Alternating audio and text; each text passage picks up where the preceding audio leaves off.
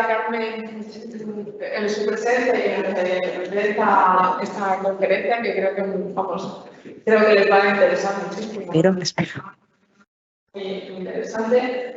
Y bueno, pues os presento un poquito a Carmen Aranda. Carmen Aranda es veterinaria, está licenciada por la Universidad Autónoma de Barcelona, es especialista en medicina de animales exóticos y salud. Es la directora actualmente del CIE, desde 2010 es la directora, y además ejerce de apoyo al programa de guía y movilidad del Sistema Europeo en España desde el 2021. Está realizando en la actualidad el doctorado en la Universidad Complutense de Madrid sobre patología y valores de referencia del Sistema Europeo, y desde que terminó y durante su carrera, y después de su carrera, ha estado colaborando con voluntaria y prácticas en diferentes centros de recuperación de fauna salvaje, tanto en España como en el extranjero, también en Ecuador, y ha trabajado antes de llegar al CIE 13 años en 2 hospitales de medicina y cirugía de pequeños animales, y que se encargaba en estos casos de los tratamientos de animales exóticos. Y hoy pues nos va a presentar una conferencia sobre el programa de movilidad y movilidad que tiene del Sistema Europeo, la problemática sobre las enfermedades de la tortuga mora, y además también nos va a hablar de los CITES que tienen de recogida de fauna de CITES, que como sabéis cuando están con comercio ilegal, pues tienen que ir a un sitio de un centro de referencia, y FIE es un centro de referencia de recogida de esas. Bueno, pues nada, muchísimas gracias, Carmen. Nada, gracias a vosotros por invitarme, y espero que os guste y que sea de vuestro interés. Antes de empezar, quería disculparme porque hablo súper rápido. Entonces, si en algún momento alguien ve que no me pilla, por favor, paradme, que yo intento bajar revoluciones, pero nací así y moriré así, creo yo. Entonces, vamos allá. A ver si sale la presentación. Ahí. ¿La pones en...?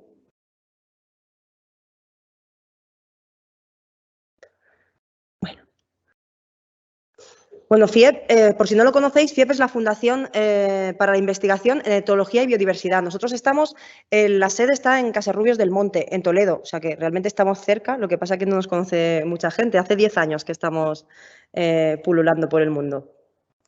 Estamos en una finca que tiene unas 14 hectáreas, ahora os enseñaré un plano de las instalaciones, y está un poco retirado de todo, pero es estratégicamente, la idea es que esté retirado de todo. A ver si puedo... ¿Ya?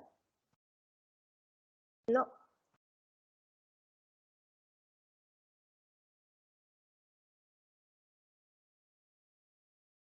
Ahora. Vale, pues os cuento un poquito quiénes somos. FIEP es una fundación, entonces digamos la primera... ¿No se ve? En la pantalla no se ve.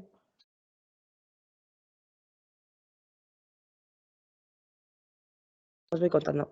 El primer escalón, digamos, pues es el patronato. El patronato fueron quienes fundaron la fundación hace 10 años.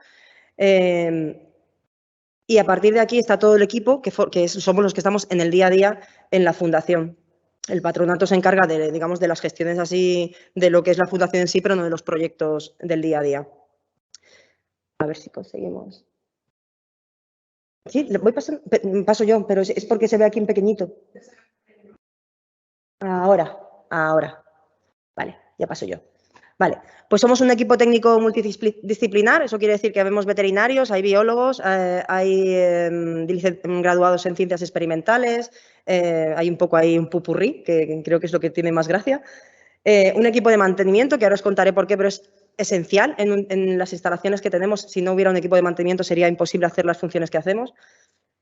Una responsable de comunicación y experta en redes sociales.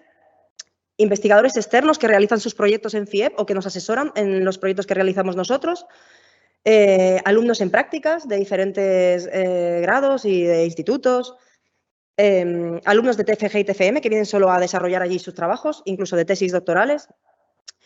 Y voluntarios, tenemos muchísimos voluntarios. Realizan las tareas muy similares a lo que realizan los alumnos en prácticas, pero digamos que los de prácticas intentamos que sean más específicas de la rama que han estudiado. ¿Qué hacemos en FIEP?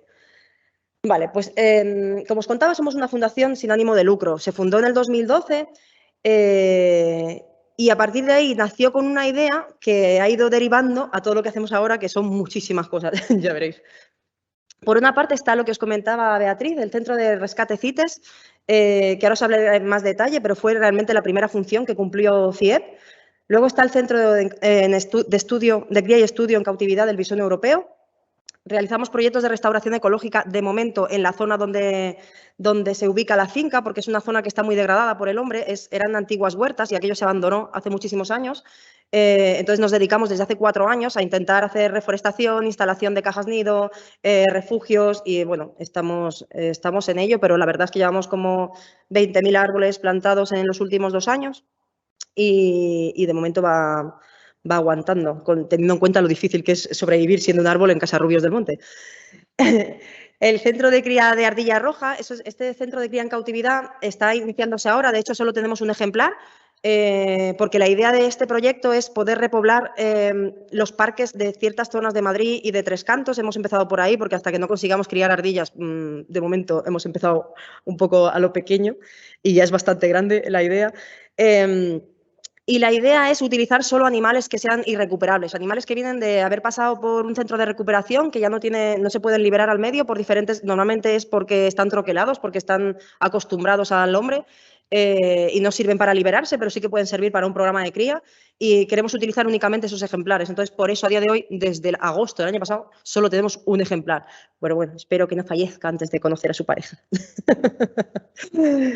El estudio epidemiológico de la tortuga mora, que os voy a hablar más tranquilamente más adelante.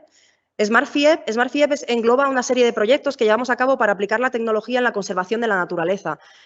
Diferentes cosas que hemos hecho es, yo que sé, hicimos un huevo, por ejemplo, en 3 dimensiones, que se coloca, es tamaño búho, más o menos, se coloca en los nidos de búhos, de águilas, y lo que hace es medir la rotación que le da la madre para saber exactamente cómo se incuban esos huevos.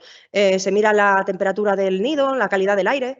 Esa es una de las cosas que hicimos. Otra es una caja nido inteligente para los bisones. Los bisones europeos, ahora lo veréis con detalle en las fotos y tal, pero ellos duermen siempre o casi siempre en una caja nido que tienen cada uno de ellos. Entonces, les hemos instalado también sensores, incluso una báscula, para poder pesarlos sin tener que tocarlos. La idea es ayudar a la conservación o ayudar al manejo de estos animales sin tener que manipularlos. Y luego proyectos de investigación que hacemos externos. Colaboramos con el CSIC, pero también hacen proyectos allí la Complutense, la Rey Juan Carlos, traen allí los animales con los que quieren hacer. Todos los experimentos que hacen allí son de comportamiento, siempre son de comportamiento animal. Entonces, colaboramos con toda la gente que quiera utilizar nuestras instalaciones. Esto es FIEP. A ver si desde aquí lo puedo señalar. No se ve allí. Ah, vale, desde aquí sí. Un segundillo. A ver, aquí está el edificio de oficinas y esto de aquí es el centro de cría en cautividad del visón europeo. La finca es mucho más grande, esto solo es donde hay instalaciones. Aquí tenemos proyectos de los del CSIC y también está aquí el bioterio. Tenemos un bioterio para dar de comer a los bisones, criamos nosotros las ratas y los ratones. Aquí está la sala de reuniones donde realizamos las charlas y la formación. Aquí hay algunas jaulas de cuarentena que de momento no utilizamos. Y aquí arriba es donde están casi todos los animales decomisados. Pues aquí hay rapaces, ahora lo veréis, citácidas, etcétera. Los que vengáis a la visita, pues ya veréis que esto es muchísimo más extenso, pero bueno, así os podéis hacer un poquito la idea de lo que es. Y vamos a empezar por el centro de rescate. No sé si sabéis todo lo que es CITES. CITES es la Convención para el Comercio Internacional de Especies Amenazadas, de Flora y de Fauna. Esto es un convenio que se creó, un acuerdo internacional, que él lucha por intentar regular ese comercio entre animales. No están, o sea, ahora os enseñaré que hay diferentes apéndices, pero no está todo prohibido ni todo permitido. Hay unas reglas que hay que seguir y por no seguirlas hay tantos animales en FIEP. Estos son los apéndices principales. Luego hay subapéndices o apéndices anexos que hay también a nivel europeo, que son todavía más restrictivos. Entonces, existen los animales CITES 1, los CITES 2 y los CITES 3. Los CITES 1 son especies que están en peligro de extinción. Un elefante es CITES 1.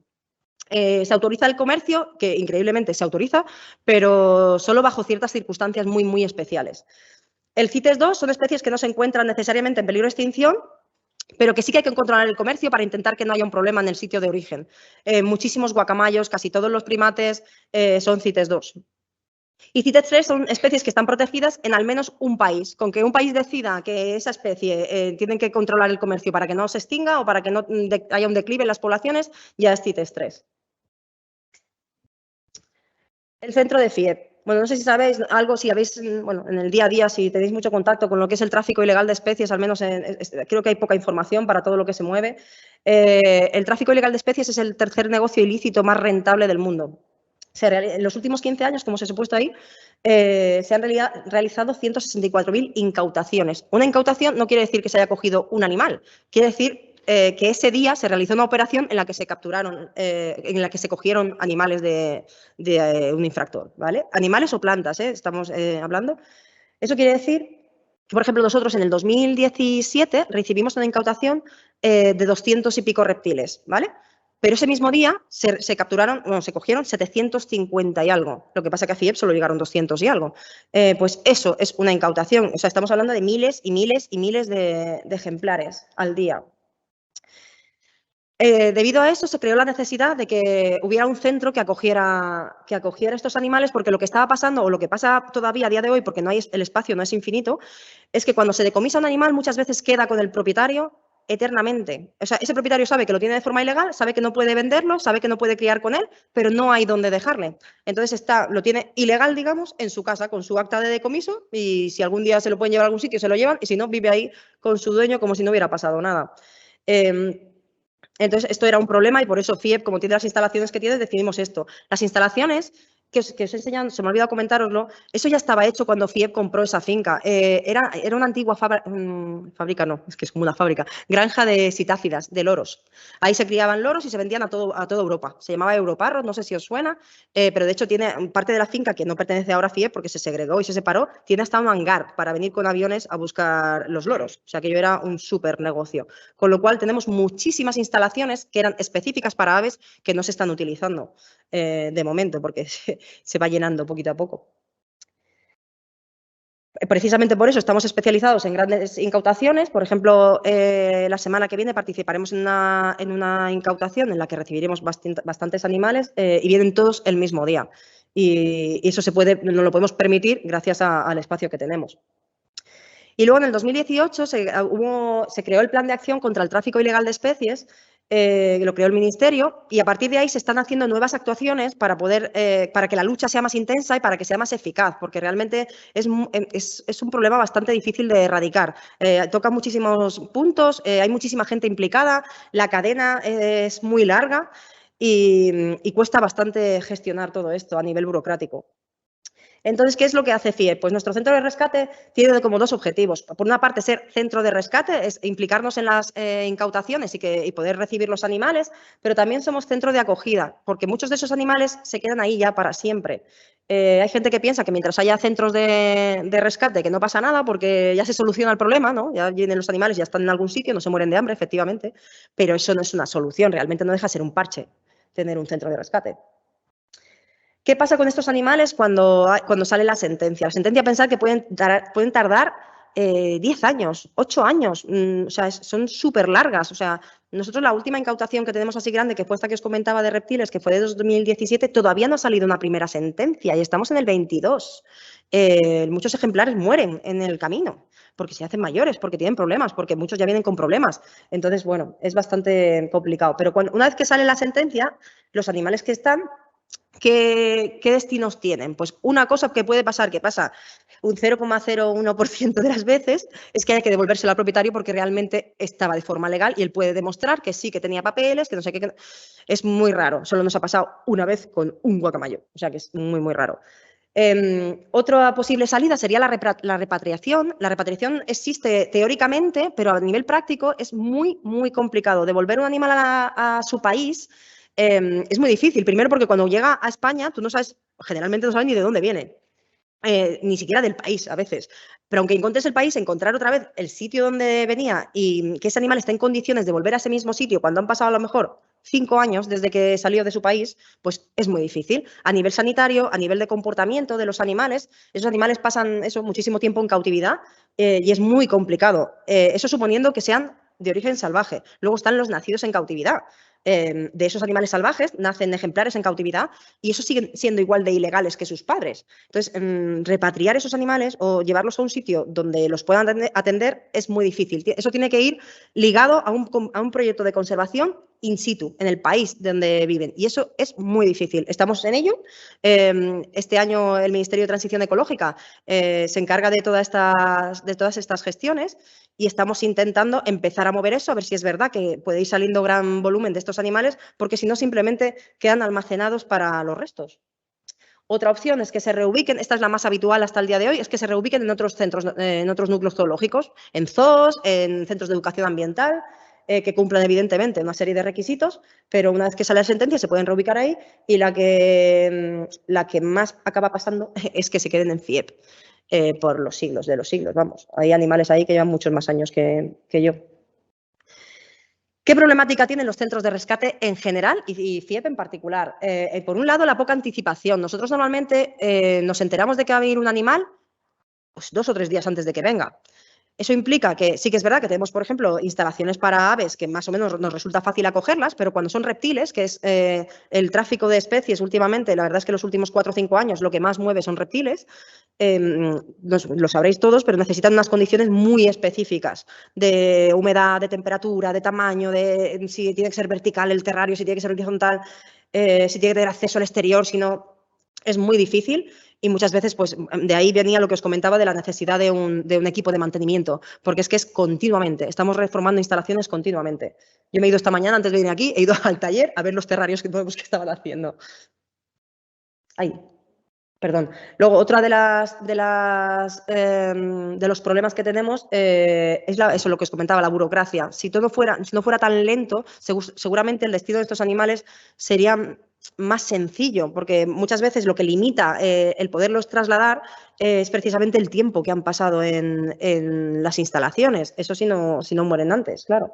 Y luego el tema de la financiación, que eso es, bueno, pues ya sabéis, os imagináis que siendo una fundación, pues es complicadísimo también. Aquí hay un resumen de las incautaciones que se han realizado o que han llegado a FIEP en los últimos años, desde el 2013, que empezamos a coger animales, hasta ahora. Estamos hablando de 600 y pico animales.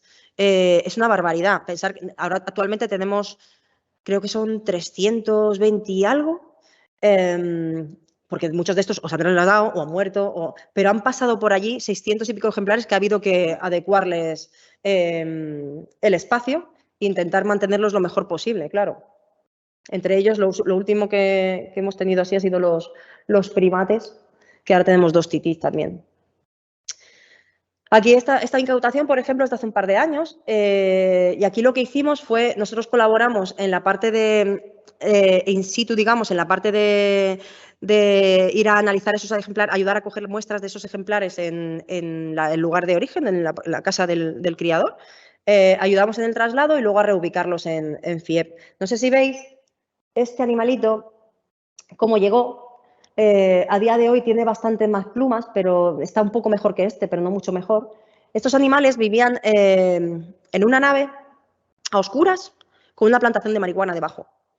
Esa era su vida. Cuando gritaban mucho, les daban marihuana para calmarlos. Entonces, están psicóticos todos. Es un drama. O sea, hay algunos que te acercas y ya se empiezan a arrancar las plumas o se arrancan una uña o están psicóticos. Los tuvimos con tratamiento como 9 meses con Prozac y muchos de ellos mejoraron, pero hay algunos, por ejemplo, este ha mejorado muchísimo, pero no está perfecto ni va a estar perfecto nunca, porque el folículo de la pluma, cuando se han picado tantísimo, ya ni crece la pluma, o sea, se queda liso y ahí ya pues queda como un pollito asado. Vale, ahora os voy a hablar del proyecto del Firmus graeca, ¿vale? Este es específico con la tortuga mora. La tortuga mora también es una especie CITES, pero con ellas hacemos algo especial. Como sabéis, bueno, es una tortuga terrestre del género testudo, son pequeñitas, viven entre 20 y 60 años. Ellas hibernan y estivan cuando hace mucho frío, pero también estivan cuando hace mucho calor. En Casarrubios hace mucho calor en verano y cuando estamos a 45, 47, desaparecen del mapa también, se entierran y no las ves. El tamaño es entre 15 y 18 centímetros más o menos, las hembras son bastante más grandes que los machos. Son principalmente herbívoros. pero sí que es verdad que a veces comen restos de carroña. Están catalogadas en peligro en el Libro Rojo de Anfibios y Reptiles de España y son CITES 2. Pongo apéndice A porque a nivel europeo también se cataloga como apéndice A, pero para lo que os he contado antes, quedaros con que son CITES 2. Y se consideran vulnerables la especie en España. ¿Qué ha pasado con esta tortuga? Como suponéis, pues coger una tortuga es bastante sencillo. Si alguna vez vais por la zona de Almería y Murcia, que por allí hay, pues vamos, que es muy fácil de coger.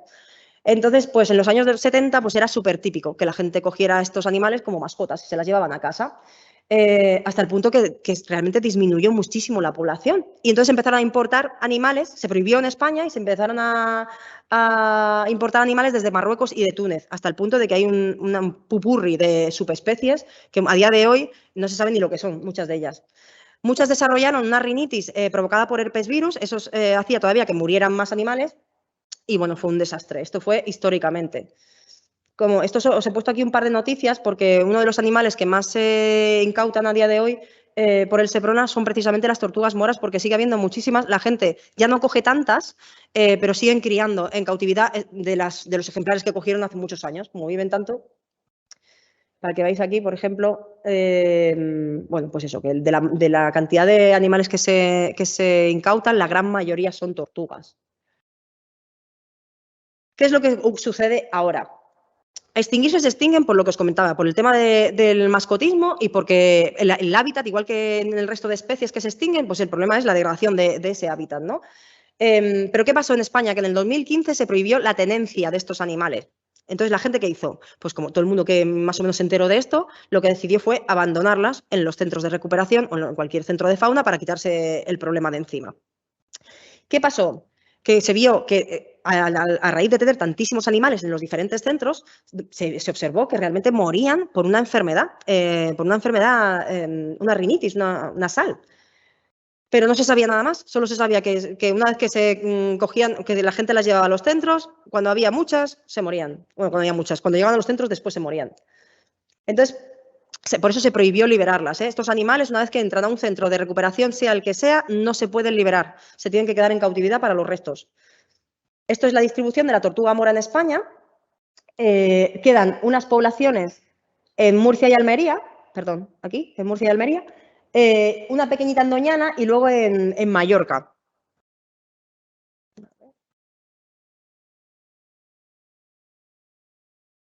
Esto es una tortuga de allí de FIEP. Vale. Entonces, ¿qué nos planteamos? Pues en el 2017 lo que nos planteamos fue, como nosotros también recibimos muchas de esas tortugas, fue como vamos a intentar saber si el patógeno que produce, bueno, primero, qué es lo que produce esta rinitis y si ese patógeno realmente también lo tienen en libertad, porque si ese patógeno es endógeno de esa especie, se pueden liberar, tampoco se encuentran realmente tan a menudo una tortuga con otra. Pensad que en Murcia, por ejemplo, cuando yo fui hace un par de años a coger muestras allí, habían hecho un paso de fauna para pasar desde una zona tortuguera a la otra, porque se la habían cargado con una carretera por medio, y hicieron un paso de fauna para que pasaran por allí y pusieron un montón de cámaras. Bueno, pues en 4 años había pasado una tortuga de un lado al otro. Quiero decir, que tampoco es que se muevan muchísimo ni que se relacionen muchísimo. Entonces la idea era ver si esos patógenos, si están en las dos, digamos, en los dos tipos de poblaciones, y si es así, introducir los animales, o sea, hacer como un protocolo sanitario que nos permita introducir los animales que están en cautividad en FIEP y en otros centros de España de forma más o menos segura. Para ello colaborábamos con el CISA y NIA, y ahora mismo con la Universidad Europea de Madrid, pero porque el personal ha pasado de un sitio al otro, no porque nos da igual realmente. Lo que nos hacen son las PCRs, ahora os cuento. Entonces, ¿qué pasa con estos animales? Ellos llegan a los centros, normalmente empiezan a desarrollar un tipo de mucosidad muy transparente, parece que no les pase nada. A partir de ahí empiezan a dejar de comer, hasta el punto de que tienen anorexia completa, o sea, dejan de comer del todo, se deshidratan, pierden peso y desarrollan una neumonía. Esa neumonía acaban provocando una septicemia, una infección generalizada y se mueren. Perdón si me paso mucho con el tema veterinario, pero es que no lo puedo evitar. Si alguien se... A partir de ahí, lo que os comento, muchas de ellas acaban muriendo. En según qué condiciones, nosotros las tratamos, cuando están enfermas y cuando lo vemos claramente que cuando empiezan, vaya, las empezamos a tratar, pero realmente no hemos encontrado un tratamiento eficaz que... Podemos frenar el proceso, pero no pararlo del todo, vamos, no eliminarlo. ¿Cómo trabajamos? Nosotros cogemos el primer muestreo de los animales entre marzo y mayo, depende de cuando se despierten. Por ejemplo, el año pasado y el anterior estábamos cogiendo las muestras la última semana de marzo, primera de abril. Este año todavía no las hemos cogido. Programamos el muestreo para la semana pasada, fue imposible, con esta temperatura es imposible. Ellas salen de la hibernación cuando están a 22, 23 grados y si no están 2 o 3 días a esta temperatura, ellas se vuelven a esconder, dejan de comer y no hay manera de capturarlas para hacerles el muestreo. Entonces, el primer muestreo se realiza en ese momento. En mayo-junio solemos ir a Murcia y Almería a coger muestras de los animales salvajes, que si os interesa, que sepáis que existe un voluntariado a través de la Asociación Herpetológica Española, que ofrecen el voluntariado, son fines de semana, bueno, podéis ir los fines de semana que queráis, vaya, pero que en principio es un fin de semana. Yo he ido con ellos cuando hemos ido a muestrear. Y lo que hacen es aunar diferentes proyectos para esos días. Entonces, cuando se coge una tortuga, no solo nosotros cogemos los mocos, ¿no? Ahora lo veréis. Pero entonces hay gente que le saca sangre, hay gente que lo que coge son las medidas, otros les hacen radiografías. Entonces, a un ejemplar se le hacen 50.000 cosas no invasivas, excepto lo de sacar sangre, lo más invasivo que se les hace, pero es muy, muy leve. Y luego se vuelven a dejar en el mismo sitio. Es muy chulo. La verdad es que si tenéis la oportunidad, es muy chulo. En julio-agosto solemos coger un segundo muestreo, depende del estudio que estemos realizando ese año, y antes de que entren a la hibernación, un tercer muestreo. En noviembre tenemos los resultados y es cuando planteamos qué hacemos. Vale, ahora ha pasado esto, tenemos este escenario, ¿qué hacemos de cara al año que viene? Y así llevamos 5 años. En 2017 lo que hicimos fue lo que os comentaba, de comparar el estudio sanitario entre la población cautiva y la salvaje. Y conseguimos identificar el agente etiológico que produce la rinitis. Cada año igualmente añadimos algún virus nuevo que nos dicen, hostia, es que ha dado una Hermani, ha dado positivo a tal cosa, pues también lo introducimos en la batería de PCRs que se le hacen, pues se le hace 5 PCRs a cada tortuga, cada año, 3 veces. Lo que os comentaba, el objetivo era lo que os he comentado, de demostrar que realmente tenían los mismos patógenos, pero ¿qué pasó? Que no salió. El resultado que nosotros esperábamos, que yo esperaba que lo sencillo era, efectivamente, esto es de la misma especie y se podrán liberar, que el problema es que están simplemente hacinadas y ya está, pues no, al menos no dan positivo ningún animal de los que hemos capturado en la naturaleza. Y hemos cogido en total como 80 o 90 en 3 años, en 3-4 años. O sea que la cosa pinta a que algo pasa con la cautividad. En 2019 lo que hicimos fue un ensayo clínico. Intentamos ver qué medicación podría ser la que hiciera que esos animales volvieran a ser seronegativos para poderlos liberar, siempre pensando en que sean sanos y se puedan liberar. ¿Resultado? Ninguno. Probamos varios, resultan positivas durante unos días y antes de entrar en hibernación vuelven a ser, o sea, negativas, perdón, durante unos días y vuelven a positivizar después. El patógeno que nos da siempre, que sale siempre en todas las tortugas que tienen rinitis, es Mycoplasma gassici a día de hoy, en las nuestras, y también realizamos un estudio piloto en Mallorca y mismo patógeno. En 2021, lo que hicimos, el año pasado ya lo que hicimos fue, vale, sabemos que tenemos este patógeno, que a pesar de que seguimos buscando ranavirus, picornavirus, herpesvirus, salen solo positivos a Mycoplasma. Vamos a ver si el problema es lo que os comentaba, simplemente la cautividad, el hecho de estar hacinados. Estar hacinado para una tortuga es tener 2 tortugas en esta sala. Quiero decir, ellas están acostumbradas a no verse en días y días y días y viven solas en las zonas de distribución. Entonces, pensar que en FIEP hay instalaciones como esta, pero ahí viven 20 tortugas. 20 tortugas en este espacio es hacinamiento. Imaginaros ya en sitios más pequeños o la gente que las tiene en sus casas, que tiene 2 o 3 tortugas en un terrario. Lo que hicimos fue separar los grupos en positivos, negativos, dejar positivos en instalaciones solitos, más pequeñas, pero que estuvieran solos, que no se cruzaran con nadie. Y la verdad es que lo que hemos podido ver es que efectivamente afecta el espacio que tienen. Este año lo que vamos a hacer es aumentar el tamaño muestral para poder tener una N significativa y poderlo publicar, porque realmente el tamaño muestral es muy pequeñito. Pero sí que parece que el problema principal es que al vivir hacinados, empiezan a desarrollar este parásito, que puede ser que lo tengan los animales salvajes, pero que en una carga tan baja que jamás la hemos detectado, y estos al estar inmunosuprimidos cuando están en cautividad, lo desarrollan. Y siempre lo que comento, siempre el objetivo final es la introducción. No pongo reintroducción porque en el último congreso que participamos de la Asociación Herpetológica Española se decidió que si algún día conseguíamos que estos animales fueran negativos del todo, no se iban a liberar en zonas donde actualmente hay tortuga mora, por si acaso.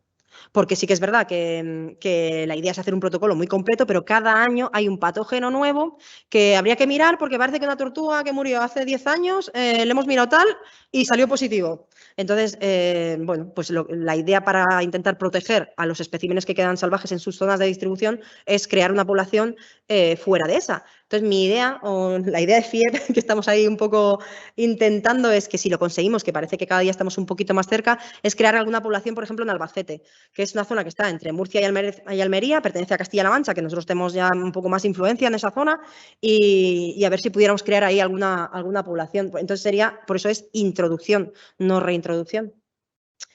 ¿Cómo recogemos las muestras de estos bichitos? Por suerte son muy fáciles de manipular, excepto sacarle la cabeza, que es uno más rollo, pero el resto son muy fáciles. Las pesamos, se apuntan los datos, todas están chipadas, solo cogemos muestras a los animales que están chipados, los que son muy chiquititos hasta que no se les puede poner el microchip no les cogemos muestra. No sé si aquí se ve, estos son los moquitos, no sé si lo veis, que parece que tiene dos piedritas aquí, pero porque son transparentes y se le clarea la piel. Pues así son, cuando tienen rinitis, tú les aplastas un poquito el mentón contra la cabecilla sin hacer fuerza y enseguida sacan moquitos. Eso lo cogemos directamente con un hisopo estéril sin medio y se envía al laboratorio para hacer PCR. Esto cuando es evidente y tiene mucosidad. Cuando no, esto de aquí, un lavado nasal. Lo que hacemos es introducir con una pipeta Pasteur, se le mete un poquito de suero fisiológico en la nariz, se aspira y ese líquido es el que enviamos a analizar al laboratorio. En el campo, ¿cómo funciona? Pues en el campo, si habéis hecho alguna vez censo de fauna, lo que se hace es elegir una zona, que eso normalmente lo elige la Universidad Miguel Hernández, que están especializados en reptiles y expresamente en testudo graeca. Ellos deciden las zonas y se realizan unos transectos. Pues si son 5 personas en esa zona o 6, pues te colocas a 7-8 metros del siguiente y entonces está el del centro, es el del 0, luego está el -1, el -2, depende de las personas que haya para cubrir un transecto y todo el mundo camina a la vez. Ahí se van encontrando las tortugas. Pensar que en un día, por ejemplo, en 5 horas o así de caminata, podemos encontrar 20 tortugas, 25, entre todos, con lo cual no es que estén ahí, que haya muchísimas, pero se encuentran. A partir de ahí, cuando se coge una tortuga, se marca es así, la zona, o sea, esta foto está hecha caminando por allí. O sea, esto es lo que te encuentras cuando vas allí. Se marca la zona con GPS, porque entonces lo que vamos haciendo es llevando las tortuguitas en una bolsita cada una, se llevan a una zona de muestreo al final del transecto y al acabar la jornada, cada una se devuelve exactamente al punto donde estaba por la mañana, para que no sea tan traumático. Pero esta es la distribución, vamos, así funciona. Esa es la zona de muestreo. Aquí se le hacen, ya os digo, todas las pruebas que se pueden hacer, se cogen muestras de heces también, todo lo que se puede, se pesan. Y, en fin, este es el tema con la tortuga mora. Ya os digo, si tenéis la oportunidad, lo del voluntariado es muy chulo. Son solo 2 días, duermes en un albergue, compartes experiencias con muchísima gente que se dedica al mundo de la tortuga y es muy, muy chulo. Y ahora os voy a hablar del bisón europeo. No sé cómo voy. Voy aquí, bueno, voy rápido. Es que voy muy rápido.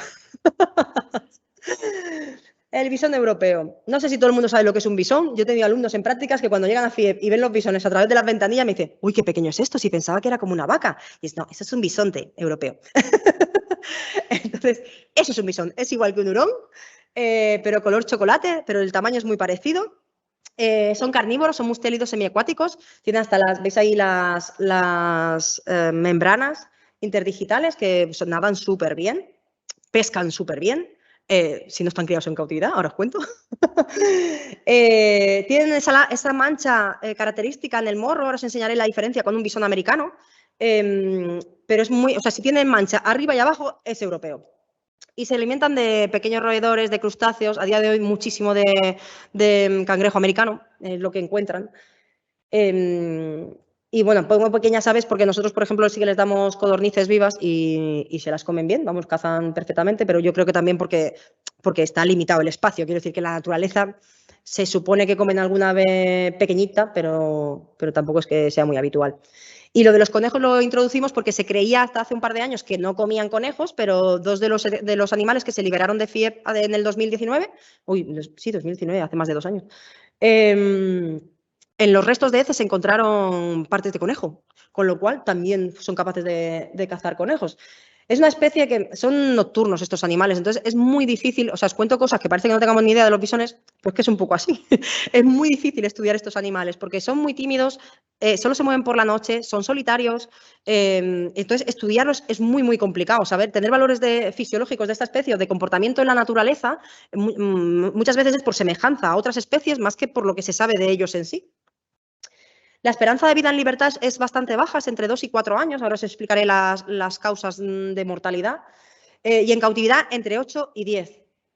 Ahora mismo hay una bisona de casi 11 años en uno de los centros de Barcelona, en Barcelona, vaya, pero es lo más longevo que yo he conocido. Casi todos los que he conocido han muerto con 8, más o menos. ¿Cuál es la situación de la especie? No sé si lo sabéis, pero el bisón europeo está catalogado como en peligro crítico de extinción desde el 2018. Esa es la categoría más alta de amenaza que hay. O sea, ahora mismo están más amenazados que los linces ibéricos. ¿Por qué? Porque se considera el último censo que se hizo en el 2001, hace muchos años, pero reveló un número de 500 ejemplares en toda España. Ahora os enseñaré dónde viven, pero 500 ejemplares son muy poquitos. Linces a día de hoy creo que hay 2.000 y algo. Entonces, realmente son muy, muy pocos. A día de hoy no hay un censo todavía, tiene que haberse hecho en el 2020, no se acabó, en el 2021. Bueno, las cosas de Palacio van despacio, pero esperamos durante este próximo año tener el censo completado y sí que es verdad que no da la sensación de que el número vaya a ser mucho más alto que esto. Así que, bueno, está la cosa fea, fea. La distribución de la especie, estos animales, ¿no se ven? Sí, del mapa, vale. Estos animales en España están en el País Vasco, en La Rioja, en el norte de Navarra, el norte de Burgos y no me he dejado a nadie, creo. Están ahí. Entonces, las poblaciones que quedan están realmente muy fragmentadas y muy separadas entre sí. Entonces, es bastante, bueno, bastante desalentador. Pero sí que es verdad que en comparación al resto de Europa, la población más estable que hay ahora mismo en Europa es precisamente la española.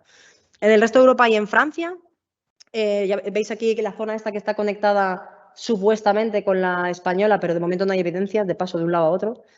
En el delta del Danubio y en Hiuma. Hiuma es una isla que hay en Estonia. En Estonia está el mayor centro de cría en cautividad de esta especie del mundo. Y ellos cuando liberan animales ya no los liberan en el continente, los liberan en Hiuma. Es una isla en la que han controlado más o menos la fauna, los depredadores, sobre todo el tema del bisón americano, y ahí por lo menos garantizan la supervivencia de la especie. Ahí ya consta que han criado los animales liberados, así que está funcionando bien, pero en una isla. No sé si sabéis que muchas de las especies que se conservan, como por ejemplo los primates de Jane Goodall, los chimpancés, también se liberan en islas, ya no se liberan en el continente, porque es la única manera de intentar preservar el ecosistema de forma más sencilla. Las causas de extinción. Bueno, aquí os he puesto una lista más o menos por orden de lo que más o menos afecta a la población. Sobre todo, a día de hoy, evidentemente, es la destrucción del hábitat, que es muy difícil encontrar un río sano para poder dejar estos animales y para que los que estén ahí quieran seguir ahí. Los atropellos, increíblemente, mira que son animales esquivos y que son nocturnos, bla, bla, bla, bla, bla, bla, pero de todos los animales que liberamos a día de hoy, si muere el 50% más o menos de los que se liberan, pues de esos el 90% son atropellados. Y luego el bisón americano. El bisón americano es la mayor causa de extinción del bisón europeo. ¿Por qué? Bueno, no sé si sabéis de la existencia de las especies invasoras, supongo que sí. El bisón americano vino en los 80 más o menos a España, en los 70-80, por el tema de los abrigos de piel para las granjas peleteras. Había un montón de granjas peleteras en España. Esos animales, a veces de forma fortuita, a veces intencionada y a veces no intencionada, se fueron escapando de las granjas. Pensar que en una granja puede haber 100.000 bisones americanos, entonces es relativamente fácil que se te escape uno, y crían con muchísima facilidad. Entonces, enseguida invaden la zona y viven muy, muy fácilmente. Ahora os contaré qué les hacen a los bisones europeos. Esta es la distribución. Es antiguo el mapa, pero sí, ahora es quizá la parte roja llega bastante más abajo, pero esta es la idea.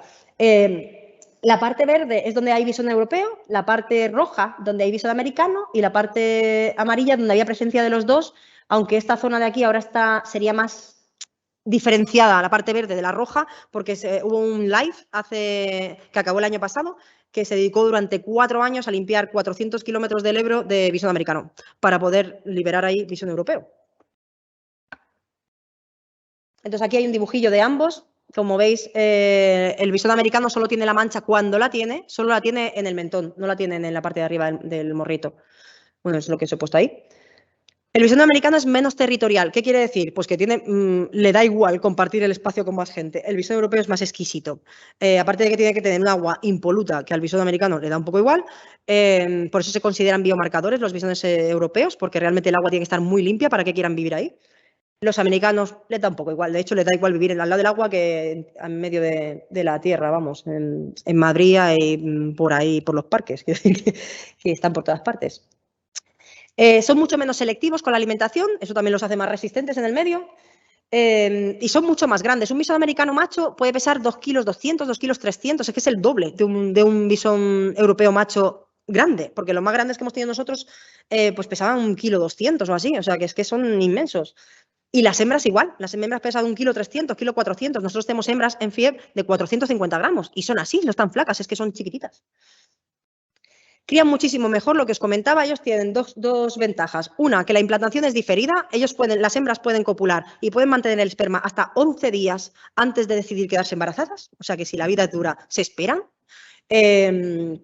No como las visonas europeas, que solo se pueden quedar embarazadas en el momento de la cópula, son de ovulación inducida, entonces ovulan el óvulo que tiene que fecundarse en el momento de la cópula, con lo cual mucho más complicado. Y encima crían 2 veces al año y las camadas son muchísimo más grandes. Nosotros, la media en España son 3,6 cachorros por camada, ellos tienen hasta 11. Entonces, bueno, en fin, que cuando se ponen a criar es muy complicado controlar esto. ¿Qué hacen? Pues que aparte de competir por el medio es que depredan tanto a presas, bueno, eso, presas que comería también el visón europeo, pero también lo que ha provocado un problema también con el desmán ibérico, que también está en peligro de extinción, pero también depreda al propio visón europeo. Y encima se cree que fueron los primeros que transmitieron las enfermedades como la que os he puesto antes, la enfermedad leutiana, que es un tipo de parvovirus que produce diarreas, bla, bla, bla, y se acaban muriendo. En principio, el que creen que lo empezó a transmitir fue tanto al visón europeo como a las nutrias.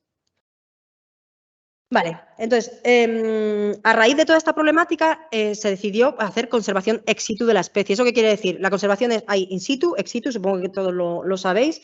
Ex situ quiere decir que es fuera del lugar de distribución de esta especie, haciendo cosas más o menos artificiales para poder ayudarles. In situ es pues, todo lo que se hace de limpiar los ríos, de intentar que no se construya en las zonas de distribución, etc.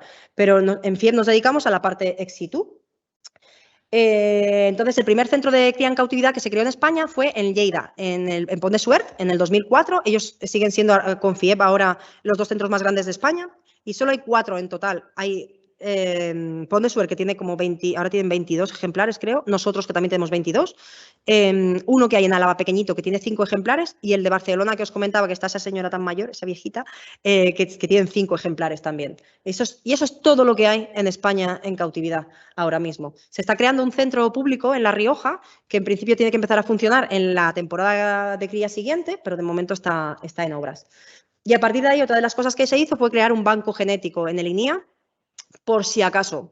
Lo que hacemos ahí es guardar células de los animales que mueren, tanto células reproductivas, tanto de hembras como de machos, con la idea de si algún día se puede hacer una reproducción asistida. Problema, que los únicos que han probado hacer reproducción asistida en bisones fueron unos rusos, y realmente la única manera que encontraron de que eso funcionara es haciendo una laparotomía. Quiero decir, hay que hacer la fecundación externa al animal, ¿no? Se hace en un laboratorio como en personas igual, pero luego para introducir el embrión hay que hacer una cirugía, hay que abrir al animal y meterle el embrión directamente en el útero porque no pasa por la vagina. Eso supone un riesgo muy, muy alto. Pensad que en FIEB se realizan chequeos anuales desde hace 3 años a los animales, pero es que no nos dejaban ni sacarle sangre, porque es como, ¿y si se muere en la anestesia? Es una especie quedan muy poquitos ejemplares, entonces es un tema muy complicado. Entonces, en FIEB, en el 2014 empezamos las obras y decidimos hacer 28 instalaciones, se hicieron en fases, ahora veréis el centro desde arriba, pero se hicieron 3 fases diferentes. Y luego, el año pasado, cuando la famosa Filomena, pues se nos destruyó casi todo el centro de cría, se cayeron todos los techos, bueno, de los 28 instalaciones se cayeron 14, las paredes de 14 también, y tuvimos que crear unas instalaciones auxiliares para poder mantenerlos ahí. De hecho, acabamos metiendo bisones hasta en los terrarios externos de los reptiles que en verano no salen, o sea, en invierno no salen fuera, pues ahí vivieron 2 meses ahí los bisones. Entonces, ahora tenemos 38 instalaciones. Las piscinas son grandes, hago mucho hincapié en que todo es grande, porque si miráis en algún momento, que es público, lo podéis mirar por internet, el protocolo de manejo en cautividad de esta especie en Estonia, que luego se extrapoló a España, determina que el tamaño de una instalación tiene que ser alrededor de unos 15 metros cuadrados, porque viven de forma individual, hay una instalación para cada animal. En pie la más pequeña tiene 35 y las grandes tienen 95 para un solo bicho. Entonces, por eso pongo piscinas de grandes dimensiones, porque allí también tienen un barreño para bañarse, nosotros tenemos unas piscinas de 5 metros por 3. Quiere decir que tienen espacio suficiente. Aún así, tienen estereotipias. No sé si sabéis lo que son los problemas de comportamiento, que son repetitivos, que el típico movimiento que hacen los osos polares o los elefantes cuando están en los zoos, que pasan todo el día con la cabeza de un lado a otro, pues no es ese movimiento en concreto, no es típico de los bisones, pero dar vueltas, como los lobos, por ejemplo, dar vueltas todo el rato en la misma dirección o ponerse en una pared de un lado a otro todo el rato, lo hacen a pesar de todo esto. No tanto, no como otros centros, sí que es verdad que tenemos esa ventaja, pero es muy complicado. Intentamos tenerlas naturalizadas, entonces tienen vegetación de ribera alrededor de las piscinas. Y luego están videovigilados 24 horas. No siempre grabamos los vídeos, porque solo los grabamos si tenemos que hacer algún estudio o en la época de cría, que es ahora, que entonces se graban todos los días, todas las parejas que están juntas, hay que grabar para ver qué está pasando, pero sí que se mantienen vigilados. Y realizamos un montón de estudios de comportamiento y de fisiología, ahora, bueno, de fisiología porque no tenemos ni idea, o sea, a día de hoy no hay valores de referencia sanguíneos de la especie, si se pone uno enfermo, pues yo tiro de valores de referencia de hurones y de ahí el doctorado, el tema de la tesis fue como hay que investigar para tener unas tablas de referencia y publicarlas, y entonces ya me enredé y acabé haciendo, estoy con el doctorado, pero la idea es precisamente por el día a día que nos encontramos, que es que no hay datos de esta especie. Este es el centro de cría. Es lo que os enseñé antes en el mapa que se veía en la esquinita de la derecha. Esto de aquí son las 10 primeras instalaciones que se hicieron, que son de 35 metros. Estas de aquí son más grandes, estas tienen 65.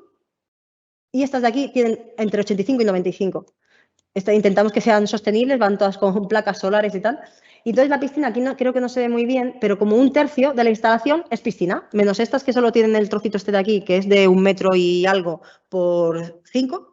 Pero vamos, tienen todas bastante espacio. La dieta.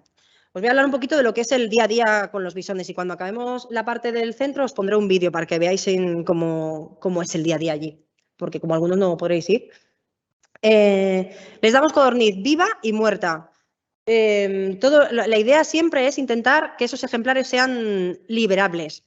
Parece una tontería, pero tú liberas un bicho al que no le has dado nunca presa viva y es como echarlo a morir. O sea, si no está acostumbrado a cazar, no tiene sentido. Entonces, hacemos viva y muerta porque intentamos darle vivo 2 veces a la semana de codorniz en concreto y la segunda codorniz que les dábamos de la semana solo la mataban, no se la comían. Entonces, claro, la pérdida de recursos era importante y decidimos darle un día vivo, un día muerto y así se la comen siempre. Comen pollito muerto una vez a la semana, pollito de un día, como los que comen las rapaces. Cangrejo americano intentamos una vez a la semana. Tenemos varias charcas, por desgracia, invadidas de cangrejo americano en la zona de alrededor, en el mismo pueblo donde estamos, y entonces pedimos un permiso especial porque al ser una especie invasora no se pueden transportar vivos, es ilegal, entonces tenemos que pedir un permiso para justificar que es para dárselo de comer a los bisones y una vez a la semana más o menos intentamos que coman algún cangrejo, porque el cangrejo les cuesta un montón comérselo, o sea, le da miedo, se les tiran con las pincitas al morrillo y salen escopeteados y los pobres van a vivir de eso el día que se liberen, casi toda su dieta va a ser eso. Comen trucha muerta 2 veces a la semana, carpín de cebo intentamos una vez a la semana, depende de la temporada, y ratón vivo una vez a la semana y rata viva una vez a la semana. Por eso tenemos el bioterio, eso es lo que mejor se comen, la verdad. El huevo de gallina lo utilizamos, o el de codorniz lo utilizamos más de enriquecimiento, pero vaya, si se lo pones casi todo se lo comen. Vale, os voy a hablar un poquito ahora del manejo veterinario. La idea con un animal salvaje, sea un bisón, sea un lince o sea un animal en un zoo, que no tengas que entrenar expresamente con un elefante, La idea es que el manejo sea el mínimo imprescindible, el mínimo. Todo lo que tú vayas a hacer ahí, generalmente sobras. Siempre hay que plantearse, siempre que tienen algún problema, hay que plantearse, ¿vale la pena cogerlo? Por ejemplo, le sale pus de la cabeza, que eso pasa muy a menudo por culpa de las espigas que hay en las instalaciones, que aunque tú desbroces, son gramíneas. Muchas veces yo ni los toco, o sea, los miramos, se saca con la jaula de manejo con las que hacemos las citologías, que ahora la veréis, miramos, es pus, chaca, ya está, ese es todo el manejo que se hace. A veces ni siquiera eso, a veces directamente por la rejilla de la puerta de la caja nido, se le da antibiótico y se acabó. Ese bicho no se duerme para mirarle eso, a no ser que se complique, pero intentamos cogerlo lo mínimo posible. Porque muchas veces es peor el tratamiento que lo que les pasa si tienes que anestesiarlos, por ejemplo. Entonces esto ya es enfoque veterinario totalmente. Como lo que os comentaba, no hay nada de información sobre estos animales. Yo siempre que cojo un bicho de estos y tiene algo que no sé qué puede ser, siempre me planteo, ¿y si fuera un gato? ¿O si fuera un hurón, con lo que tengo más experiencia, qué tendría? Independientemente, o sea, me olvido de que es un bicho europeo. A veces pienso, ¿y si fuera una persona? ¿Qué le está pasando? Y así enfocamos muchas veces los casos, porque es que no hay información. Hace 3 años tuvimos un bisón que no se movía, de un día para otro. El día anterior había cazado una codorniz viva, fenomenal, y al día siguiente no se movía de la caja nido. Y ojo, qué raro, le dábamos con un palito, estaba ahí como tieso. Cuando lo capturamos, ese hubo que capturarlo porque había que hacerle analíticas y tal, tenía una anemia de un 5% de hematocrito. No sé si os imagináis, o sea, un animal necesita, un mamífero, entre un 38 y un 40% de glóbulos rojos en la sangre, pues estaba un 5%. O sea, eso para un mamífero, eso era blanco como la pared. Pues le hicimos 2 transfusiones de sangre y el animal a día de hoy está vivo, pero se lo hicimos pensando si fuera un hurón, porque si no, así, o sea, yo cuando comenté en el programa de cría al ministerio de habría que hacer una transfusión, fue como, ¿qué dices? Pues, vamos a intentarlo. Y funcionó y el animalito está bien, estuvo en tratamiento unos meses y ahora está en un zoo, ya no sirve para la cría porque nos cogió mucho miedo. De hecho, intentamos todo ese follón de tratamiento durante meses porque era un animal que el año anterior había mostrado un comportamiento muy óptimo para la cría, pero a raíz del manejo que tuvo, cogió muchísimo miedo, tenía miedo a las hembras, tenía miedo a la gente y al final pues no sirvió para la cría. Pero bueno, vivo está. Los chequeos anuales que os comentaba, esto se realiza desde hace solo 3 años por el riesgo. Es decir, que antes se utilizaba sobre todo anestesia inyectable, ahora utilizamos anestesia inhalatoria desde que yo entré en FIE, porque yo estaba acostumbrada a utilizar solo ese tipo de anestesia en este tipo de animales salvajes. Y funciona muy bien. De momento no hemos tenido ningún susto, pero lo que hacemos es que lo metemos en una cámara de inducción, no sé si ahora en las fotos, no sé si sale la cámara, como una UCI pequeñita con un agujerillo, ahí se les pone el tubo de isoflorane, de gas anestésico, se duermen ahí dentro, se sacan, ya se les aguanta con la mascarilla y se les hace el chequeo que bueno, aquí tengo, básicamente lo que miramos es cronometramos anestesia para saber cuánto tiempo están dormidos, auscultamos frecuencia cardíaca como si fuera un perro o un gato, igual. La idea es coger todos los datos fisiológicos que se pueda y medidas también los medimos. Extraemos sangre para mirar de todo, y cogemos hisopos también para mirar de todo, se les hacen PCRs de COVID, de aleutiana, de moquillo, y se desparasitan externamente e internamente con una pipeta, igual que los gatos, con Stronghold. No sé si sabéis lo que es, la mectina, pero es lo mismo que se usa en gatos y en hurones. Y se les realiza una ecografía abdominal. La ecografía simplemente es para coger datos, o sea, porque como no hay registro de nada, pues medimos riñones, básicamente. Y se pesan, claro. El objetivo es obtener lo que os comento, el máximo de datos posibles. ¿Lo podremos publicar? No lo sé. Si algún día tendremos una muestra, porque son 28 bisones que muestreamos cada año, pues supongo que dentro de 2 o 3 años ya podremos publicar cosas, pero de momento es obtener datos y obtener datos. No sé si sabéis que los hurones y los bisones son muy susceptibles al COVID. No sé si os enterasteis de las noticias de que sacrificaron un montón de bisones americanos el año pasado, muchísimos.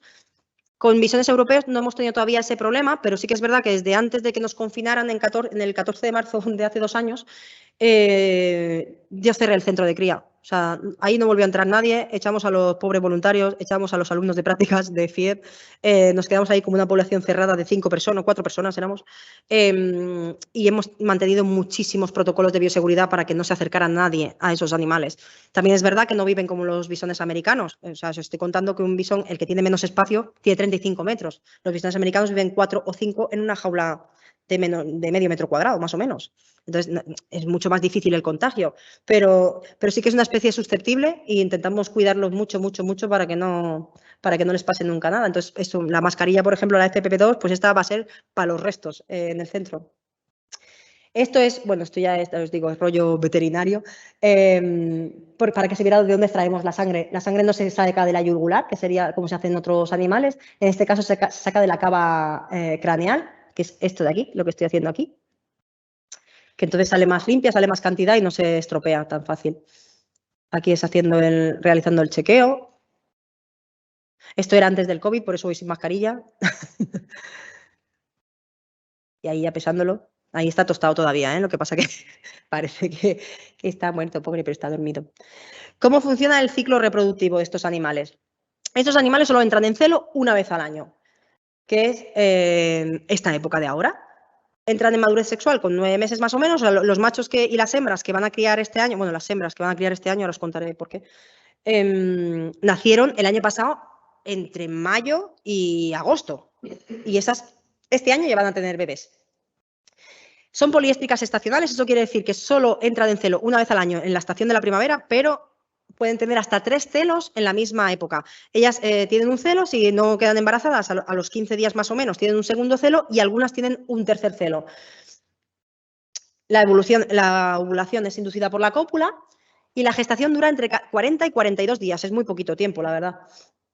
¿Cómo miramos si sabemos si está en celo? Pues ahora lo veréis con fotos, pero es con una citología vaginal. Parece ciencia ficción, o a mí me lo parecía cuando me dijeron que tenía que hacer citología, pero se puede hacer. ¿Cuál es el problema de esta especie en cautividad? Pues el problema es que los machos nacidos en cautividad no copulan. Solo copulan los machos nacidos en libertad, aunque se capturen y se metan en un centro de cría. Esos copulan y los que han nacido en casa no copulan. Ni aquí, ni en Estonia, ni en Álava, ni en Barcelona, en ningún sitio. Y no se sabe por qué. Por eso os decía que estamos haciendo un montón de estudios de comportamiento, porque no se sabe el por qué. Pasa de otras especies, como en el panda, ¿no? Que hay tantísimos problemas de reproducción, pero con el hándicap de que nosotros tampoco a día de hoy tenemos una técnica eficaz de reproducción asistida. Entonces, seguimos dependiendo de animales salvajes para que esta especie siga adelante. Eso implica capturar entre 1 y 2 ejemplares cada 2 años. Y eso es un problemón, porque las comunidades autónomas no están muy dispuestas a seguir cediendo ejemplares salvajes, sabiendo los poquitos que quedan, para que vayan a un centro de cría. Es muy difícil. Ese papeleo y esa gestión es súper complicada. De hecho, este año se capturó uno. Ese animal al final no se pudo introducir en el programa y no se han puesto de acuerdo para capturar otro. Entonces, este año nos hemos quedado sin macho nuevo. En FIEP tenemos 2, pero ya no hay más. En toda España, claro. Ahora mismo solo tenemos 2 machos de campo nacidos en libertad. En FIEP, uno nacido en cautividad, que sí que cría, pero solo ha criado 2 veces, una vez hace 2 años y otra vez este año que ha copulado y esperamos que nazcan bebés, todavía no ha parido la hembra. Y en Pont de Suert tienen un macho nacido en cautividad que copuló también una vez, que copula cada año, pero que es nacido en cautividad y ya está. Son todos primos, hermanos, sobrinos, nietos, son todos familia. Entonces, pues el problema es que no sabemos la causa y por eso lo que hacemos es, cada vez que están juntas las parejas se deciden por tema genético. Hay un programa informático, si conocéis Sparks y el PMX, son unos programas informáticos que tú pones ahí los datos de los animales y te dicen con quién hay más variabilidad genética, cuando se crucen esa descendencia, quiénes serían los mejores, o si hay más consanguinidad, y ahí tú decides si prefieres que sean más consanguíneos o menos. Y a raíz de ahí salen unas potenciales parejas, pero claro, os estoy diciendo que los machos nacidos en cautividad no copulan. Entonces tú tienes ahí el número 1, le toca tal, nacido en cautividad. El número 2, tal. Y el último de la lista es un macho de campo. Entonces, después de probarlos todos, que normalmente dejamos incluso que vayan pasando celos hasta el segundo, el tercero ya no, evidentemente ya no lo dejamos pasar, pero si hace falta, vamos probando machos nacidos en cautividad y al final ya cuando no te queda otra, pues le pones el macho de campo. Y al final, con el macho de campo, se quedan embarazadas. ¿Pero qué pasa? Que pues ahora mismo tenemos 7 hembras embarazadas. Pues hay 4 embarazadas de un macho de campo, 2 del otro y 1 del de cautividad. Y ya. Entonces, todos los hijos del año que viene pues serán otra vez de los mismos. Entonces ya, pues eso, que son. Luego eso implica hacer traslados entre los centros todos los años también, para que no sean familia, tan familia por lo menos. Lo que os comentaba, lo de el hacer las parejas con los programas informáticos, Lo que hacemos antes de las cópulas es recolocar los individuos, porque hay algunos estudios que dicen que si se huelen los machos y las hembras antes de copular, que es más probable que tengan empatía, entonces ponemos macho, hembra, macho, hembra, macho, hembra. Intentamos, vaya, teniendo en cuenta de que el primer macho, si no funciona, le vas a poner el segundo, que a lo mejor está en la otra punta del centro, pero intentas por lo menos que la primera pareja esté cerca. Aún así, es lo que os comento, muchas veces no funciona. Este año, una de las parejas, hemos metido el macho en la instalación de la hembra, que llevan viviendo pegados pues 6 meses y casi la mata. O sea, la cogió y la quiso matar, vamos, hubo que separarlos. Entonces, a veces pasa, estos animales suelen ser o pasivos o agresivos con las hembras. Agresivos, hacía 3 años que no teníamos ninguno, pues este año, por lo menos con esta hembra, muy mal. Se retira todo lo que se puede de la instalación, aunque eso provoca evidentemente estrés como contrapartida, pero sí que es verdad que intentamos que se vea el máximo de instalación posible, porque todo esto va con cámaras y necesitamos que haya por lo menos 3 cópulas para decidir separar una pareja, ¿no? Entonces la única manera de verlos es que no haya nada en la instalación, y la única manera de que ella no se esconda y evite al macho día tras día tras día es que no haya nada donde esconderse. Se va mirando cada día el tamaño de la vulva, el color y tal, y según cómo esté, se hacen las citologías. Y eso es una cópula. Si no recuerdo mal, creo que era Llorente y Oncala. Puede estar así 1 hora y 45 minutos. Impresionante. Y pueden copular, hemos tenido este año, este macho en concreto, ha copulado 8 veces en 2 días con una de las hembras. Yo espero que esté preñada. Estas son las cajas nido. Están en la parte, digamos, en el pasillo, en el vídeo se ve mejor, pero están en el pasillo, están colgadas fuera de la instalación y comunican con un agujerito con la instalación. Entonces, ellos cuando de la instalación se meten en su agujerito, realmente lo que hacen es salir al pasillo. Y eso a nosotros nos facilita muchísimo el manejo, porque si los necesitamos coger para algo, tú cierras la puerta, la trampilla y te puedes llevar esa caja a donde necesites. En este caso, lo que estoy haciendo es para hacer una citología. Como tiene 2 compartimentos la caja, el animal se pasa a la otra caja. Allí se le coloca una jaulita y se saca la jaulita para poderle hacer la citología. Eso es una vulva de bisona y como es bastante pequeñillo, pues más o menos, o sea, se puede hacer, vamos, que no es tanto ciencia ficción como yo creía que iba a ser. Se extiende en un porta y se mira, bueno, las fases del ciclo son como un perro. Como un perro, sí, como un perro. Iba a decir un gato, pero no, como un perro. Se mira el tipo de células que tienen. Normalmente las células son las que cuando no están en celo son células con núcleo, cuando están en celo son células ya sin núcleo, totalmente cornificadas. Esto es una hembra que no está en celo, que casi todos son neutros y hay alguna célula con núcleo por aquí y poco más. Y esto es una hembra en celo. Contamos estas células. Cuando tienen un 70% de estas células, de las que no tienen o se les marca muy, muy poquito, quiere decir que están en celo o que están bastante predispuestas a recibir al macho. Aún así, muchas de ellas cuando reciben al macho no lo quieren ni ver. O sea, lo que os comento de que los machos nacidos en cautividad no copulan, muchas veces pensamos que es problema del macho, pero que es mucho problema de la hembra. Las hembras, o sea, es que si algún día tenéis la oportunidad de vivir esto con nosotros, cuando tú miras una hembra, en el momento que le metes un macho de campo, su actitud es totalmente distinta a cuando metes a un macho nacido en cautividad. Tú lo sacas de la caja y en cuanto empieza a caminar el macho, ya la ves a ella, si se está quieta o si se esconde. Y yo no sé qué es lo que es. O sea, ahí está por eso lo de tantos parámetros y tantos vídeos y tal. Pero ellas como que notan a simple vista si va a valer o no va a valer. Y entonces a los que no van a valer les chillan, les muerden. Y claro, es muy difícil, así es muy complicada la relación. Una vez que copulan, desde la primera cópula, lo que hacemos es calcular la fecha prevista de parto, que es 42 días después de la primera cópula que hemos visto en los vídeos, aunque los dejemos copular hasta 3 veces. Otro signo que nos indica que posiblemente haya pasado algo o va a pasar es que duerman juntos en la caja nido. Esta es una caja nido de esas inteligentes que os comentaba que tiene cámara. Entonces, cuando duermen juntos, si no han copulado, van a copular. Normalmente ya han copulado.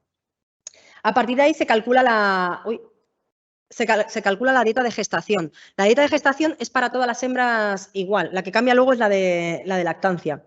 Y es una dieta que va aumentando progresivamente en kilocalorías, pero no en volumen, porque cada vez tienen menos espacio, pobrecitas, entonces comen cada vez alimentos más calóricos, pero que ocupan menos. Intentamos hacer el control de parto con videovigilancia, es muy complicado. Esto se grabó el año pasado en FIEP, pero lo que es el parto en sí solo se ha grabado una vez en la vida, que lo grabamos nosotros hace 2 años.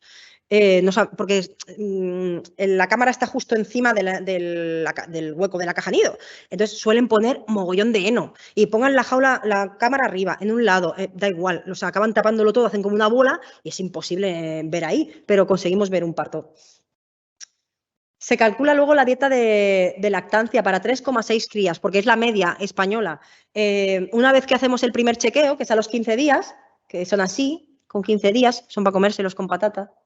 Son buenísimos. Bueno, ya veis, eso es un macho. 72 gramos es un macho. Las hembras pesan 65, 62. Pues una vez que vemos el número de crías que hay, se recalcula la dieta. Entonces tenemos dieta para 3 cachorros, para 2 cachorros, para un cachorro, para 5. Luego lo que hacemos es adaptar las fechas y ya está. Y esos son 3 bebés buenísimos.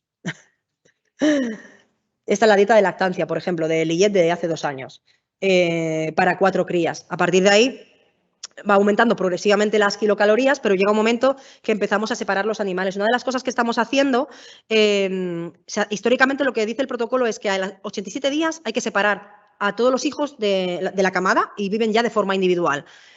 A raíz de toda esta problemática con la reproducción, hemos pensado que quizá parte del problema sea que no socializan esos animales, porque ellos no ven a nadie desde el día 87 hasta que se les pone una hembra o un macho para criar. Entonces dijimos, ¿y si los mantenemos más tiempo juntos? Entonces decía, es que se van a matar, porque cuando empiezan a crecer son muy agresivos. Y digo, vamos a probar, si total no crían. Vamos a probar qué pasa. Pues no se matan, viven bastante bien en grupos, sin la madre. La madre sí que hemos visto que provoca bastantes problemas, a la madre, no a los hijos, pero a la madre le provoca bastantes problemas de competencia, le quitan la comida. Sí que hemos visto un par de ataques de madres a los hijos ya porque están cansadísimas de cargar con ellos, pobres. Entonces hemos cambiado el protocolo de separación de las crías y parece que tenemos animales que están un poco más interesados en la cría que hasta ahora y que las hembras son un poquito más sociables que lo que llevábamos viendo hasta ahora. Pero también necesitamos más tamaño muestral, más vídeos y más años de cría, a ver si conseguimos encontrar el qué. Eso fue una de las cosas que hicimos y la otra con algunos machos es que están más troquelados de lo que deberían voluntariamente. Porque al parecer hay un centro de cría, digo al parecer porque no consiguió todavía contactar con ellos jamás, pero hay un centro de cría en Alemania que ellos no tienen problemas con los machos y la única diferencia que creemos que hay con nosotros es que los tienen como súper domesticados. O sea, de hecho, limpian las instalaciones con los bichos por allí, abren las puertas y se pasean por el pasillo y no pasa nada y esos crían. Entonces fue como, pues vamos a probar. Y el macho este que os comentaba, que ha criado, que es nacido en cautividad, está troquelado. Lo troquelamos nosotros voluntariamente. Sí que es verdad que al año siguiente troquelamos a otro y algo hicimos diferente o realmente no tiene nada que ver, no lo sabemos, pero el otro no ha criado nunca, pero el que tenemos está troquelado. El entrenamiento presuelta consiste en lo que os comentaba, en tener animales que sean viables en el medio, que realmente sepan defenderse, que sepan esconderse, que sepan huir de las cosas. Es muy difícil, o sea, nosotros podemos entrenarlos, o a día de hoy los entrenamos para que cojan presa viva, para que pesquen, porque no saben pescar, ahora os enseño cómo se les enseña. Pero para huir es muy complicado. Se hicieron también estudios en Rusia que tenían aves de cetrería entrenadas para que se acercaran muchísimo a los bisones, pero que no los cogieran, para que les huyeran. ¿Qué pasó? Que con 2 veces que pasaron la rapaz y no les cogió, les perdieron el miedo. Entonces, cuando salían en libertad, pues se dejaban coger por las rapaces. Entonces, bueno, no hemos encontrado todavía la manera de solucionar ese tema. Lo que hacemos nosotros es entrenarlos para ese tipo de cosas, para que se acostumbren a muchos cambios de instalación, de mobiliario, tienen mucho enriquecimiento ambiental, lo de la presa viva, pero no podemos hacer de momento mucho más. Estamos pensando, si a alguien se le ocurre, todas las ideas son bienvenidas. Lo de la administración de presa de viva de forma aleatoria, esto lo extrapolamos del programa de cría en cautividad del lince, que ellos sacan a los conejos, o sea, ellos meten los conejos en una trampilla que está programada con un programador de tiempo y lo que hace es que salta en un momento concreto, el conejo sale por unos tubos que hay subterráneos y sale cuando quiere, por donde quiere. Entonces los linces no saben cuándo les va a salir la presa para que sea lo más natural posible. Pues eso lo hemos reproducido a mini escala con ratones. Entonces tenemos unos tubitos por debajo de algunas instalaciones para que salgan los ratoncillos cuando quieren salir. Esto es, no sé, ¿le podré dar yo al play con esto? O le puedes dar, eso es un vídeo pequeñito. Esto es cómo le enseñamos a pescar a los bisones por fases. Hay que ponérselo muy fácil porque si no... De ahí pasando una cubeta un poco más grande. Y eso hay que hacerlo con todos, porque si le ponemos peces en la piscina directamente, ahí, bueno, tenemos reproducción de peces a tutipleni. Está lleno de peces, porque no los cogen si no los hemos entrenado. Y de ahí pasan a la piscina. Y aquí, claro, se ve muy pequeñito, pero sí que se le ve salir con el pez. En esa instalación tenemos esa ventana que por fuera se ve la parte de abajo del agua y se les ve pescar. Pero vamos, que es complicado, que no les sale así natural, no les salen. Vale. Pues aquí quería poner yo el vídeo de... Sí, ahora es un poquillo, bueno, dura 10 minutillos, pero es que es para que veáis el día a día en el centro de cría, ¿vale?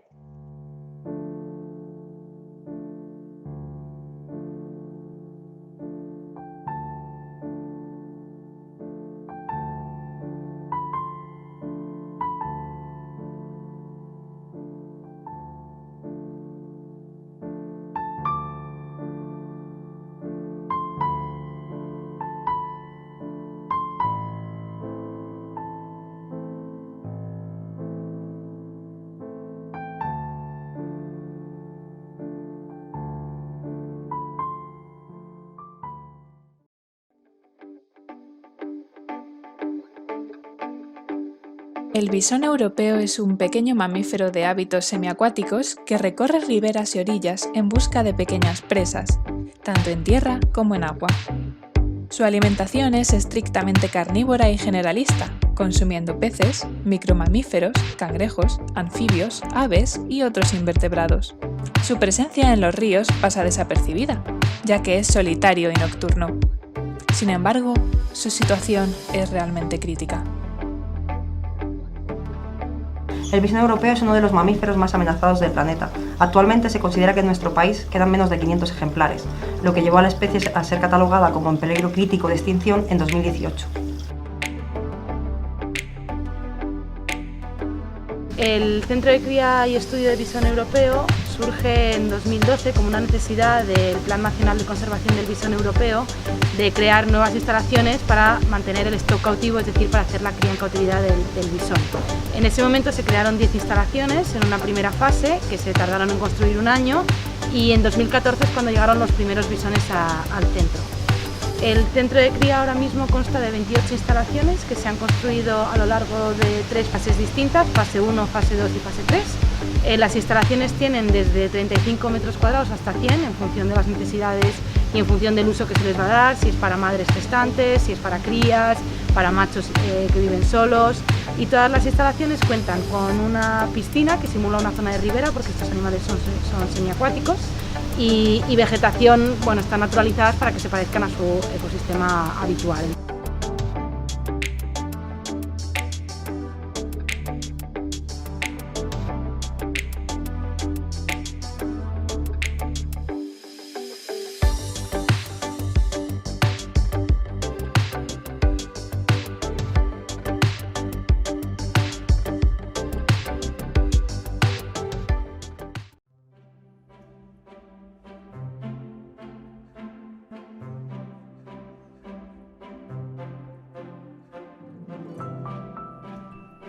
El trabajo y las tareas en el centro de cría dependen de la época del año. En enero se dedica todo el tiempo a revisar instalaciones para realizar mejoras de mantenimiento con personal de FIEP y voluntarios. Es el momento de limpiar el depósito de agua del circuito acuático, vaciar y limpiar las piscinas, reforzar el mallado, comprobar el estado de las instalaciones de luz y agua y de mejorar y reconfigurar el sistema de videovigilancia. En febrero se realizan los chequeos veterinarios de todos los ejemplares adultos. Se capturan, se anestesian y se les realiza un examen exhaustivo que incluye una exploración completa, toma de muestras biológicas, recogida de datos fisiológicos y ecografía abdominal. El mes de marzo es uno de los más críticos. Comienza la época de celo y los veterinarios tienen que realizar citologías diarias a las hembras para detectar el momento más adecuado para la unión de las parejas. Se toman muestras y se comprueba el estado reproductor de cada hembra al microscopio. En abril se producen las primeras cópulas. Cuando las hembras entran en celo, se introduce un macho en su instalación, siguiendo las recomendaciones de compatibilidad genética del Grupo de Trabajo del Visón Europeo, y se observa su comportamiento durante las primeras horas.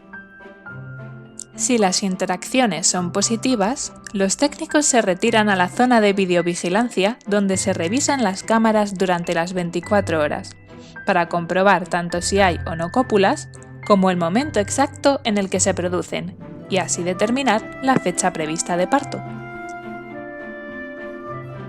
Generalmente se mantienen juntos un mínimo de 3 días o bien de 3 cópulas para confirmar que han quedado gestantes. Y por fin llega junio, el mes más esperado en el centro de cría del visón europeo en Fieb. Tras muchos meses de trabajo, nacen las crías de visón europeo. Gracias al gran trabajo y esfuerzo de nuestros técnicos, se sabe la fecha del parto con mucha exactitud y esto ha permitido grabar imágenes tan especiales como esta. Hemos podido observar cómo las madres permanecen dentro de la caja nido muchas horas, protegiendo y alimentando a sus crías.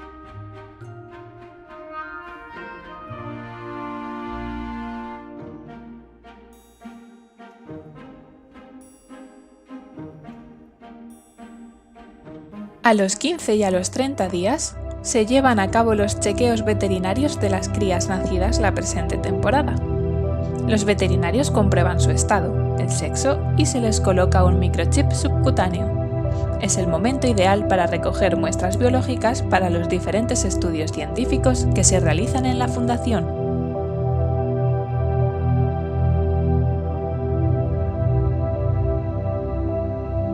Las crías pasan mucho tiempo con su madre.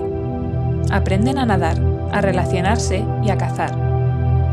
Al cabo de 3 meses ya están preparadas para su vida en solitario, y es en agosto y septiembre cuando se realiza la planificación para llevar a cabo las liberaciones de los ejemplares en el área de distribución natural de la especie. Asimismo, se reorganizan los individuos que formarán parte del programa de cría en cautividad el próximo año. Los técnicos y veterinarios se reúnen para compartir sus impresiones sobre cada uno de los animales y así poder contribuir con su experiencia en la planificación del destino de cada uno de ellos. Una vez seleccionados los ejemplares que van a ser liberados, son trasladados hasta los llamados jaulones presuelta, instalaciones donde permanecerán al menos un mes antes de ser liberados definitivamente.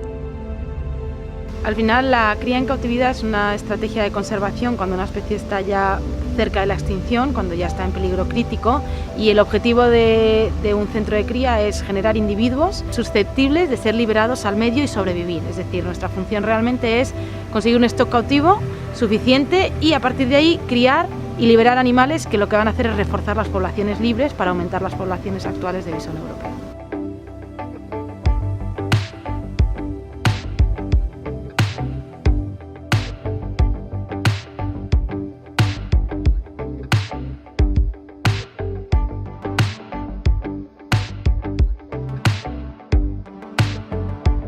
De vuelta en Fieb, los últimos meses del año son los más tranquilos.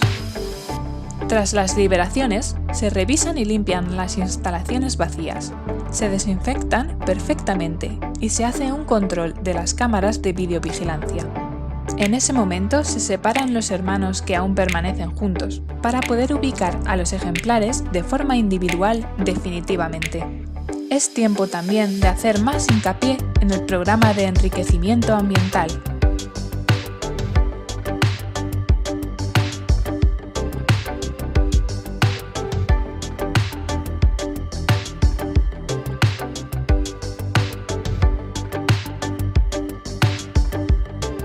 Durante todo el año, todo el equipo de Fieb trabaja sin descanso en distintos ámbitos. Este año hemos logrado la instalación y colocación de cámaras en las cajas nido para seguir la evolución de las madres y sus crías, obteniendo imágenes únicas e inéditas. Además, distintos medios de comunicación se han hecho eco del proyecto, de los nacimientos en Fieb y los ejemplares liberados en La Rioja y Álava.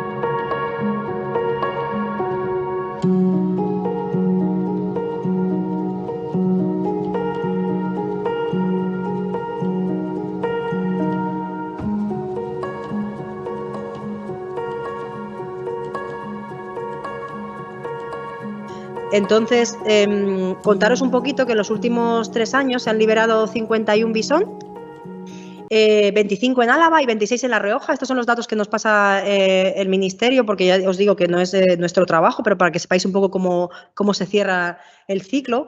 Y los resultados, pues es que los últimos, esto que os he puesto aquí de 15 animales vivos después de 2 meses parece poco, pero hasta hace 2 años y pico morían todos. Ay, perdón. Vale. Morían todos entre 1 y 2 semanas, con lo cual que hay animales vivos hasta 2 meses después es muy positivo. Y no tenemos datos de más de 2 meses porque por la estructura o por el físico que tienen los bisones, ponerles un collar de radioseguimiento es bastante complicado. Hay que ponérselo muy, muy ajustado, porque si no, solo por meterse debajo del agua y porque son muy alargados, no tienen prácticamente hombros, por decirlo de alguna manera, se les salen.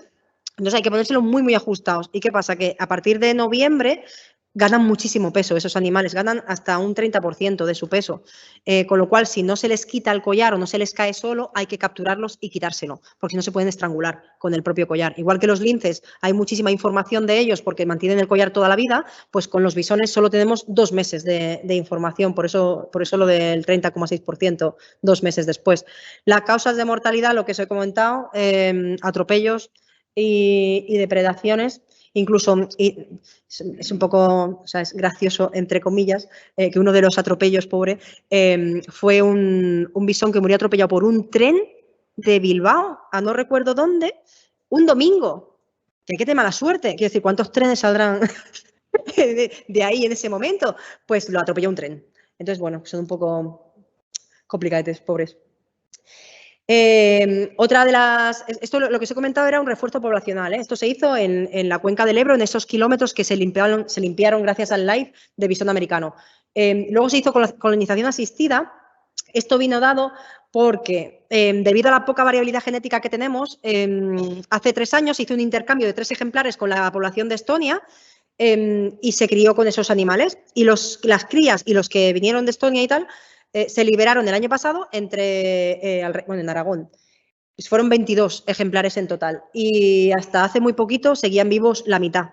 O sea pero allí no vivían bisones. Es lo que os comentaba que queremos hacer con la tortuga mora, pues sería lo mismo, pero en versión bisón. Y me perdí aquí.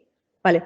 Las conclusiones son que realmente, gracias a ese live, ha mejorado mucho la supervivencia de la especie una vez liberados, que hay que seguir peleando, sobre todo con el tema de la conservación del hábitat y de no dejar que siga acercándose a esas zonas, por lo menos, el bisón americano, pero que el resultado realmente ha sido positivo. A largo plazo, pues habría que decidir, por ejemplo, si hay que seguir con el tema de hacer poblaciones nuevas o si realmente es mejor seguir haciendo refuerzo poblacional. O esto hay que irlo decidiendo en el grupo de trabajo. El grupo de trabajo está formado por las diferentes comunidades autónomas que se reúnen, a veces nos llaman a nosotros, a veces no, porque nosotros somos, digamos, técnicos externos, se reúnen para decidir sobre la gestión de la especie cada año 1 o 2 veces. Y a partir de aquí solo daros 4 pinceladas de cómo se puede colaborar con CIEP. Lo voy a pasar rapidillo porque a mí esta parte, bueno, tenéis la web si queréis mirar cosas. Podéis haceros voluntarios si alguien está interesado. Ahí tenéis las direcciones para poder escribirnos. También se pueden hacer prácticas, lo que os comentaba, los TFGs, TFMs, no solo se hacen prácticas TFGs y TFMs de biología o de ciencias ambientales, hay hasta de informática. Con el tema del Smart FIEP, pues hay otro tipo de cabida para diferentes inquietudes, vaya. Tenemos grupos de teaming, tanto para el bisón como para el centro CITES. Hay plataformas que se utilizan muchas ONGs, que si haces compras online a través de estas plataformas, hay un porcentaje de la compra que se destina a la ONG que tú quieras. Realizamos apadrinamientos también. Recibimos donaciones tanto económicas como de material. Casi todas las donaciones que recibimos son de material. Empresas como Ferrovial, Acciona, nos donan vallas, nos donan, yo qué sé, todo tipo de mobiliario, de tablas de madera, con las que hacemos terrarios, hacemos de todo con lo que nos dan. O sea que no hace falta que sean dinero lo que nos den a veces. Y lo último ya que os quería decir, que si, bueno, no sé si alguno de vosotros tiene la inquietud de trabajar alguna vez con la fauna salvaje. A mí me ha costado 15 años dedicarme a esto. Y siempre digo esta frase que os pongo aquí, que si eliges un trabajo que te gusta no tendrás que trabajar ni un día de tu vida, y yo creo que no trabajo nunca. Yo todos los días de mi vida pienso, me pagan por esto, qué fuerte. Entonces, que si podéis, o sea, que peleéis por ello, que si os hace ilusión, que no es imposible, que se puede, aunque haya que insistir. Hay gente que tiene más suerte, gente que tiene menos, pero que si se insiste, que se consigue. Y por último, nada más, solo daros las gracias, dar las gracias a toda la gente que colabora con nosotros, gracias a los cuales son posibles los proyectos, como el Ministerio, como Traxatec, la Fundación Biodiversidad, muchísimas universidades, colaboramos con casi todas las universidades de España y con algunas del Reino Unido. Y darles gracias a mis compañeros, al equipo de FIEP, que somos poquitos, pero bienvenidos. Y gracias a ellos pues conseguimos sacar todo esto adelante entre 11 personillas. Y nada más, que espero que os haya gustado. A vosotros, de verdad. Gracias.